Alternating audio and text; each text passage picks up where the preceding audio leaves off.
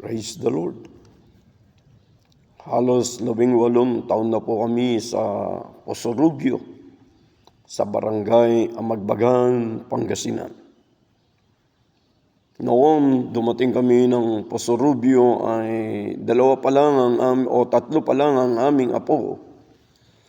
Ngayon po ay meron na kaming 10 apo sa 4 naming mga anak. Totoo po, halos lahat ng mga pastor ng mga panahong iyon ay nakadaong palad ko.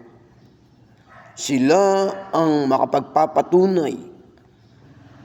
Hindi ako nagtayo ng grupo, hindi ako umanib sa anumang grupo,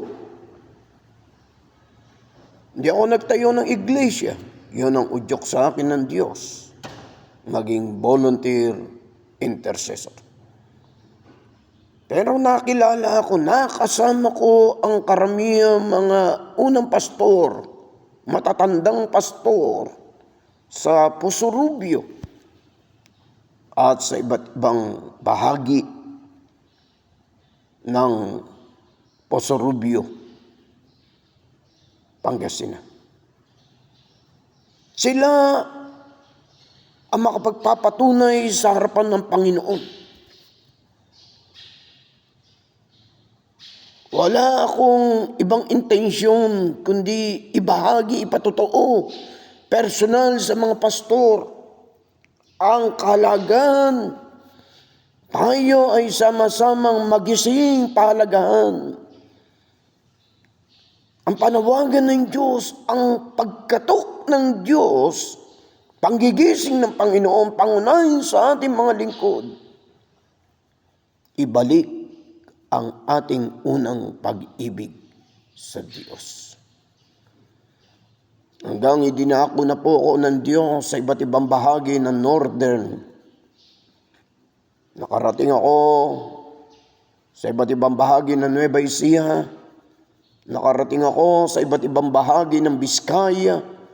Nakarating ako sa iba't ibang bahagi ng Isabela, Quirino, Madela, hanggang doon sa Rojas at Tugigaraw. Sila po makapagpapatunay. Hindi ako karaniwang nagsasalita kung hindi ko tiyak pinagsasalita ako ng Diyos sa kani-kanilang mga simbahan. Muli, sa piling pagkakataon. At hindi ako nakaranas magsulisit. Pinaninindigan ko po yan. Hindi ako nagsulisit sa kanilang mga simbahan o sa amang simbahan. Kaya nga po pinagdidiinan ko, himala at Diyos ang nagpangyari sa aking mga parot parito, Luzon, Visayas, Mindanao. Wala akong ibang ibinabahagi, personal, sa maliit mang bilang ng mga pastor. Tayo ang kinakausap ng Diyos. Ipinapatotoo ko kung gaano kahirap. Hindi na ang Diyos ang naghahari sa iyong buhay. Naranasan ko pong magpastor. Naranasan ko pong mag-pioneer way back late 80s. Naranasan kong mawak ng malaking krusada. Naranasan kong imbitahan si Brother Eddie Villanueva. Naranasan kong imbitahan si Reverend Ernie Lagasca ng Puri Square.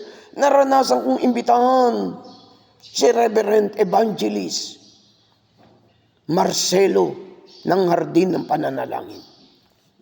Pero muli, anuman ang ating katangian, tulad ng sinasabi sa 5 iglesia,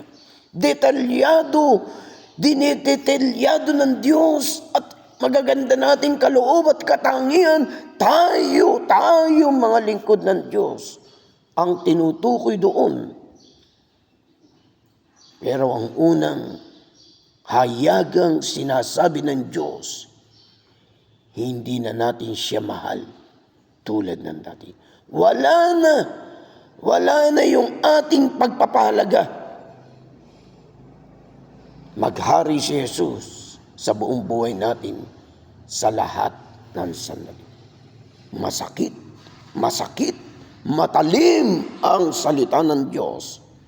Pero ito ang katotohanan.